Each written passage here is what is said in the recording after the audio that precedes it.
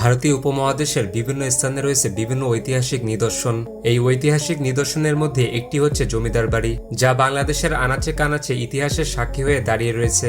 বাংলাদেশের এসব জমিদার বাড়ি বা রাজবাড়িগুলো শত বছর আগে তৈরি। সেই সময়ও স্থাপত্যে অনেক সমৃদ্ধ ছিল বাংলাদেশ।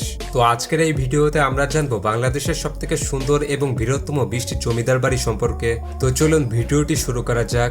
এই তালিকার 20 নম্বরে রয়েছে নাগরপুর চৌধুরী বাড়ি। এটি টাঙ্গাইল জেলার নাগরপুর উপজেলায় অবস্থিত একটি জমিদার বাড়ি। প্রায় 54 একর জায়গার উপর নির্মিত এই জমিদার বাড়িটি শৈল্পিক কারুকার্য মণ্ডিত নাগরপুর চৌধুরী বাড়ি প্রতিষ্ঠা করেন যাদুনাথ চৌধুরী। এখান থেকেই তিনি জমিদারি পরিচালনা করতেন। 19বিংশ শতাব্দীতে এই জমিদার বাড়িটি নির্মাণ করা হয়েছিল। পাশ্চাত্য এবং মোগল সংস্কৃতির মিশ্রণে এক অপূর্ব নান্দনিক সৌন্দর্যে নির্মিত এই জমিদার বাড়িটি এবং অট্টালিকাটির অভ্যন্তরের কাজটি সদৃশ্য শ্বেতপাথরের।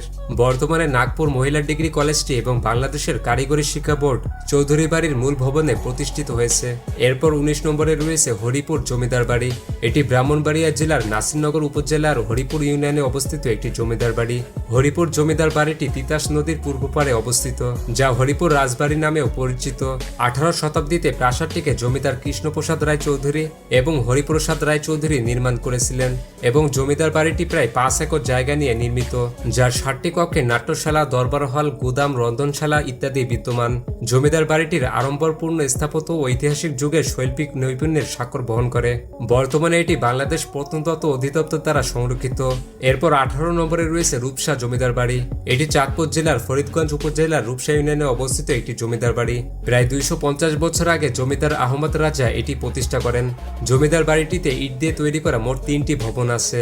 এর মধ্যে একটি হচ্ছে মূল ভবন, আরেকটি হচ্ছে মূল ভবনের বাম পাশে এবং আরেকটি হচ্ছে মূল ভবনের পিছনে।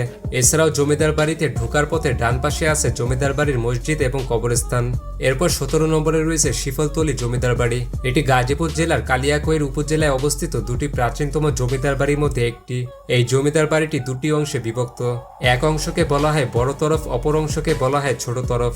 বিখ্যাত তালিবাবাদ পরগনা 9 আনা অংশের মালিকানা নিয়ে গঠিত হয় শিফলতলী জমিদার এস্টেট।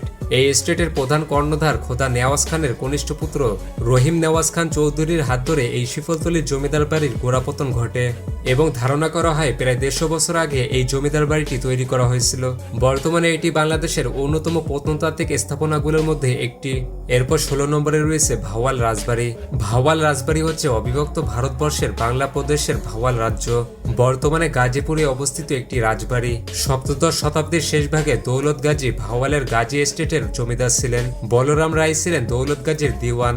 রাজস্ব আদায় নীতি পরিবর্তনের ফলে 1704 সালে বলরামের পুত্র শ্রীকৃষ্ণ মুর্শিদ কুলি খানের দ্বারা ভাওয়ালের জমিদার হিসেবে স্থাপিত হন।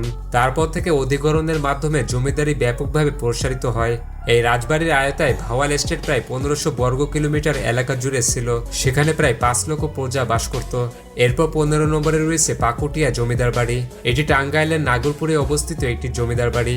19বিংশ শতাব্দীর শুরুতে রামকৃষ্ণ সাহামণ্ডল পাকুটিয়া জমিদারি শুরু করেন। তিনি 1915 সালে প্রায় 15 একর জায়গা জুড়ে একই নকশার পরপর 3টি প্যালেস নির্মাণ করেন।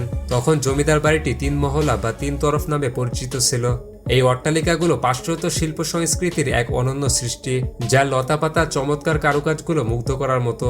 বর্তমানে এটি পাকুটিয়া BCRG ডিগ্রি কলেজ নামে পরিচিত। এরপর 14 নম্বরে রয়েছে নবাব ফয়জুল নেসা জমিদার বাড়ি। এটি কুমিল্লার লাকসাম উপজেলায় অবস্থিত এক ঐতিহাসিক জমিদার বাড়ি। ভারতবর্ষের একমাত্র মহিলা নবাব ফয়জুল নেসা চৌধুরানী এই জমিদার বাড়িটি প্রতিষ্ঠা করেন। তিনি ছিলেন একজন শিক্ষা অনুরাগী জমিদার। তার জমিদারির অধিকাংশ আয় নারী শিক্ষার পিছনে ব্যয় করতেন। তার এই সাহসী উদ্যোগ ও সাফল্যের কারণে তৎকালীন ব্রিটিশ রানী ভিক্টোরিয়া তাকে এক অনুষ্ঠানের মাধ্যমে নবাব উপাধিতে ভূষিত করেন, যা পুরো ভারতীয় উপমহাদেশে একমাত্র মহিলা হিসেবে তিনি এই উপাধি পান। এই জমিদার বাড়িটি ডাকাতিয়া নদীর তীরে অবস্থিত। বাড়িটিতে একটি প্রবেশদ্বার, বসবাসের জন্য 2 তলা বিশিষ্ট ভবন, একটি কাছারি ঘর, বাগান বাড়ি, মসজিদ ও কবরস্থান রয়েছে। এরপর 13 নম্বরে রয়েছে গাঙ্গাটিয়া জমিদার বাড়ি। এটি কিশোরগঞ্জের অন্তর্গত হোসেনপুর উপজেলার এক ঐতিহাসিক জমিদার বাড়ি। গাঙ্গাটিয়া জমিদার বাড়িটির গোড়াপতন হয় ব্রিটিশ শাসনামলের শুরুর দিকে। এই জমিদার বাড়ির রয়েছে অনেক ইতিহাস ও ঐতিহ্য। এই জমিদার বাড়িটি প্রতিষ্ঠা করেছিলেন ভোলানাথ চক্রবর্তী। জমিদারি প্রথা বিলুপ্ত হওয়ার পর অনেকদিন ধরে কোনো সংস্কার না করার কারণে জমিদার বাড়ির কিছু কিছু অংশ ভেঙে যায়। পরবর্তীতে বর্তমান জমিদার বংশধর মানববাবু জমিদার বাড়িটি সংস্কার করে নতুনত্ব করে তোলেন। এরপর 12 নম্বরে রয়েছে মুরাপাড়া রাজবাড়ি। এটি নারায়ণগঞ্জের অন্তর্গত রূপগঞ্জ উপজেলায় অবস্থিত একটি শতবর্ষী জমিদার বাড়ি। বিভিন্ন সময় এই জমিদার বাড়িটি কয়েকজন জমিদার কর্তৃক সংস্কার ও সম্প্রসারণ করা হয়েছিল। মুরাপাড়া রাজবাড়িটি 62 বিঘা জমির উপর অবস্থিত। এই জমিদার বাড়িটি তৈরি করেন বাবু রামরতন ব্যানার্জি, যিনি এই অঞ্চলে মুরাপাড়া জমিদারি প্রতিষ্ঠা করেছিলেন। 2 তলায় এই জমিদার বাড়িটিতে 95টি কক্ষ রয়েছে। এছাড়াও পুরো জমিদার বাড়িটিতে রয়েছে বেশ কিছু নাচঘর, আস্তাবল, মন্দির, ভান্ডার ও কাচারি ঘর। তবে বর্তমানে এটি সরকারি মুরাপাড়া কলেজ নামে পরিচিত। এরপর 11 নম্বরে রয়েছে শশী লজ। এটি ময়মনসিংহ শহরের কেন্দ্রস্থলে অবস্থিত মহারাজা শশীকান্ত আচার্যের বাড়ি, যা ময়মনসিংহের রাজবাড়ি নামেও বিখ্যাত। শহরের কেন্দ্রস্থলে ব্রহ্মপুত্র নদের অদূরে এই রাজবাড়ি অবস্থিত। 1905 সালে এই শশী লজ নির্মাণ করা হয়েছিল এবং পুরো বাড়িটি 9 একর জমির উপর প্রতিষ্ঠিত। শশী লজের মূল ফটকে রয়েছে 16টি গম্বুজ। ভেতরে প্রায় প্রতিটি ঘরে রয়েছে একই রকম দেখতে বেশ কয়েকটি ঝাড়বাতি। বর্তমানে এটি জাদুঘর হিসেবে পরিচিত। এরপর 10 নম্বরে রয়েছে ধনবাড়ি জমিদার বাড়ি। এটি টাঙ্গাইলের ধনবাড়িতে অবস্থিত এক ঐতিহাসিক জমিদার বাড়ি, যা স্থানীয়দের কাছে নবাব প্যালেস বা নবাব মঞ্জিল নামেও বেশ পরিচিত। প্রায় 18 শতকের মাঝামাঝি সময় এই জমিদার বাড়িটি প্রতিষ্ঠা হয়েছিল এবং এটি প্রতিষ্ঠা করেন খান বাহাদুর সৈয়দ নবাব আলী চৌধুরী, যিনি ব্রিটিশ শাসনামলে প্রথম মুসলিম হিসেবে ব্রিটিশ সরকারের মন্ত্রিত্বের পদ লাভ করেন। পুরো বাড়ির জুড়ে বেশ সুসজ্জিত বাগান রয়েছে। ভবনের পূর্ব দিকে প্রায় 30 বিঘা জায়গা নিয়ে বিশাল দিঘি রয়েছে। এছাড়াও রয়েছে চিড়িয়াখানা, বৈঠকখানা, কাচারি ঘর এবং দাসদাসীদের চত্বর। এরপর 9 নম্বরে রয়েছে তারাস রাজবাড়ি। এটি পাবনা শহরে অবস্থিত বাংলাদেশের একটি অন্যতম প্রত্নতাত্ত্বিক স্থাপনা, যা তারাস ভবন নামেও পরিচিত।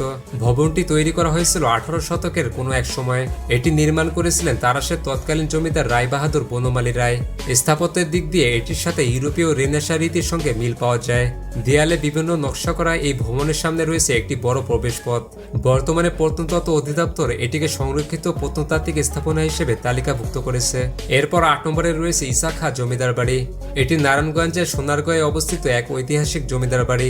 16 শতাব্দীর দিকে ঈসা খাঁ এই জমিদার বাড়িটি প্রতিষ্ঠা করেন, যা স্থানীয়ভাবে বড় সর্দার বাড়ি নামেও পরিচিত। ঈসা খাঁ ছিলেন বাংলার স্বাধীন 12 ভূঁইয়া বা জমিদারদের প্রধান জমিদার। তার শাসনামলে বর্তমান সোনারগাঁও এলাকাটি ছিল বাংলার রাজধানী। জমিদার বাড়িটি 27,400 বর্গফুট জায়গার উপর নির্মিত এবং মূল ভবনটি 85টি কক্ষের 2 তলা বিশিষ্ট। পুরো বাড়িটি বাহারি নকশা, টাইলস ও মার্বেল পাথর দিয়ে সাজানো হয়েছিল। এরপর 7 নম্বরে রয়েছে পুঠিয়া রাজবাড়ি।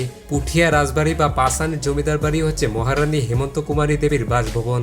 বাংলার প্রত্নতাত্ত্বিক ঐতিহ্যের মধ্যে রাজশাহীর পুঠিয়া রাজবাড়ি অন্যতম। 1895 সালে মহারানী এই রাজবাড়িটিকে আকর্ষণীয় ইন্দো ইউরোপীয় স্থাপত্য রীতিতে নির্মাণ করেন। পুঠিয়া রাজবাড়ির আশেপাশে 6টি রাজদিঘি রয়েছে। এছাড়া মন্দিরও রয়েছে 6টি। ভবনের সম্মুখভাগের অলঙ্করণ, কাঠের কাজ ও লতাপাতার চিত্রকর্ম চমৎকার নির্মাণ শৈলীর পরিচয় বহন করে। এরপর 6 নম্বরে রয়েছে রোজ গার্ডেন প্যালেস। এটি 20 শতাব্দীর বাংলাদেশের একটি ঐতিহাসিক প্রাচীন ভবন, যা সংক্ষেপে রোজ গার্ডেন নামেও বিখ্যাত। এটি ঢাকার টিকাটুলি এলাকায় অবস্থিত একটি অন্যতম স্থাপত্য ঐতিহ্য। 1931 সালে ঋষিকেশ দাস এই ঐতিহাসিক ভবনটি নির্মাণ করেন। প্রায় 22 বিঘা জমির উপর স্থাপিত হয়েছিল রোজ গার্ডেন প্যালেস। 6টি সুদৃঢ় থামের উপর এই প্রাসাদটি স্থাপিত। প্রতিটি থামে লতাপাতার কারুকাজ করা। প্রাসাদটির স্থাপত্যে গ্রিক শৈলী অনুসরণ করা হয়েছে। এই প্রাচীন ভবনটি বাংলাদেশের ঐতিহাসিক পুরাকৃতি হিসাবে বাংলাদেশ সরকার কর্তৃক সংরক্ষিত। এরপর 5 নম্বরে রয়েছে দীঘাপাতিয়া রাজবাড়ি। এটি নাটোর শহরে অবস্থিত একটি ঐতিহাসিক রাজবাড়ি, যা উত্তরা গণভবন নামেও পরিচিত। 18 শতকে নির্মিত দীঘাপাতিয়া মহারাজাদের বাসস্থান ছিল। এটি 34 একর জায়গার উপর নির্মিত। দীঘাপাতিয়া রাজবাড়িতে মোট 12টি ভবন রয়েছে। মূল ভবন সহ অন্যান্য ভবনের দরজা জানালা সব মূল্যবান কাঠ দ্বারা নির্মিত। রাজবাড়ি এলাকাটি একটি উঁচু প্রাচীর দ্বারা বেষ্টিত। এর পূর্ব পাশে একটি 4 তলা বিশিষ্ট পিরামিড আকৃতির প্রবেশদ্বার রয়েছে। এছাড়াও প্রাসাদের ভিতরে বহু প্রাচীন ও দুর্লভ প্রজাতির গাছ রয়েছে। এরপর 4 নম্বরে রয়েছে বালিয়াটি জমিদার বাড়ি। এটি মানিকগঞ্জের বালিয়াটি গ্রামে অবস্থিত একটি জমিদার বাড়ি। এটি বাংলাদেশের 19 শতকে নির্মিত অন্যতম প্রাসাদ। একে বালিয়াটি জমিদার বাড়ি বা বালিয়াটি প্রাসাদ বলেও ডাকা হয়। মোট 60টি স্থাপনা নিয়ে এই জমিদার বাড়িটি অবস্থিত। গোবিন্দরাম শাহ বালিয়াটি জমিদার পরিবারের গোড়াপতন করেন। এই দালানগুলো বিভিন্ন সময় জমিদার পরিবারের কয়েকজন সদস্যের দ্বারা নির্মিত হয়েছিল। বর্তমানে এটি জাদুঘর হিসেবে পরিচিত। এরপর 3 নম্বরে রয়েছে তাজহাট জমিদার বাড়ি। এটি রংপুর শহরের তাজহাটে অবস্থিত একটি ঐতিহাসিক প্রাসাদ, যা বর্তমানে একটি জাদুঘর হিসেবে ব্যবহার হচ্ছে। প্রাসাদটি বিংশ শতাব্দীর শুরুর দিকে মহারাজা কুমার গোপাল লাল রায় নির্মাণ করেন এবং এটি তৈরিতে সময় লেগেছিল প্রায় 10 বছর। প্রাসাদটি প্রায় 210 ফুটের মতো প্রশস্ত ও 4 তলার সমান উঁচু। এর গঠনশৈলী প্রাচীন মুঘল স্থাপত্য থেকে অনুপ্রাণিত বলে মনে করা হয়। সর্বমোট 31টি সিঁড়ি আছে, যার প্রতিটা ইতালীয় ঘরানার মার্বেল পাথর দিয়ে তৈরি। রংপুরের পর্যটকদের কাছে এটি একটি আকর্ষণীয় স্থান। এটি রংপুরের অন্যতম একটি প্রাচীন নিদর্শনও বটে। এরপর 2 নম্বরে রয়েছে আহসান মঞ্জিল। এটি পুরান ঢাকার ইসলামপুরের বুড়িগঙ্গা নদীর তীরে অবস্থিত একটি প্রাসাদ। এটি পূর্বে ছিল ঢাকার নবাবদের আবাসিক প্রাসাদ ও জমিদারের সদর কাচারি। এর প্রতিষ্ঠাতা নওয়াব আব্দুল গনি। তিনি তার পুত্র খাজা আহসানুল্লাহর নাম অনুসারে এর নামকরণ করেন। 1859 সালে আহসান মঞ্জিলের নির্মাণ কাজ শুরু হয় এবং শেষ হয় 1872 সালে। এই প্রাসাদের ছাদের উপর সুন্দর একটি গম্বুজ আছে। একসময় এই গম্বুজের চূড়াটি ছিল ঢাকা শহরের সর্বোচ্চ। বর্তমানে এটি জাদুঘর হিসেবে ব্যবহৃত হচ্ছে এবং এটি ঢাকার অন্যতম একটি আকর্ষণীয় পর্যটন স্থান। এরপর 1 নম্বরে রয়েছে মহেরা জমিদার বাড়ি। এটি টাঙ্গাইলের মির্জাপুরে অবস্থিত কয়েকটি ঐতিহাসিক স্থাপনার মধ্যে একটি। 1890 দশকের পূর্বে স্পেনের করডোবা নগরীর আদলে জমিদার বাড়িটি প্রতিষ্ঠিত হয়েছিল। এই জমিদার বাড়ির সামনে প্রবেশপথের আগেই রয়েছে বিশাখা সাগর নামে বিশাল এক দিঘি। বিশাল 3টি প্রধান ভবনের সাথে রয়েছে নায়েব সাহেবের ঘর, কাছারি ঘর ও 3টি লজ। সেখানে একটি ফোয়ারা আছে, যা 1890 সালে নির্মাণ করা হয়েছে। মহেরা জমিদার বাড়ি বাংলাদেশের অন্যতম একটি সুন্দর জমিদার বাড়ি। এই জমিদার বাড়ির স্থাপত্য শৈলী একসময় পুরো ভারতবর্ষ জুড়ে বিখ্যাত ছিল। তো এই ছিল বাংলাদেশের সবথেকে সুন্দর এবং বৃহত্তম 20টি জমিদার বাড়ি। এবং আপনি যদি বাংলাদেশের সবথেকে সেরা 15টি মহাসড়ক সম্পর্কে জানতে চান, তাহলে পাশের ভিডিওটি ক্লিক করুন।